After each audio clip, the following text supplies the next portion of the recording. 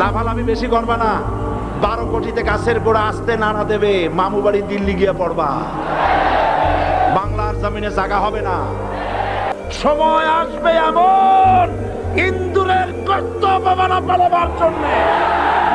আল্লামা সাঈদী বলতেন, আমাদেরকে বলো মৌলবাদী, আমরা হইলাম মৌলবাদী, তোমরা আগাবাদী। 12 কোটি মুসলমান বেশি যদি বাড়াবাড়ি করো, গোড়া ধরে নাড়া দেব, যা পৌঁছাবে কোথায়?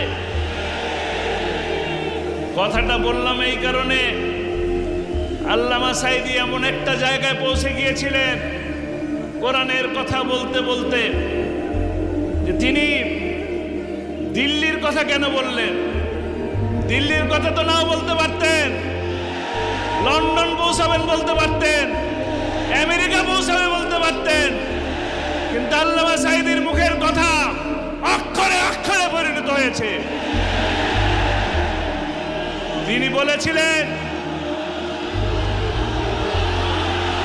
বলেছিলেন এমনও দিন আসবে ইন্দুরের গর্ত পালাবার জন্য পলানোর জায়গা পাওয়া যায় না, কোথাও পলানোর জায়গা পাওয়া যায় না।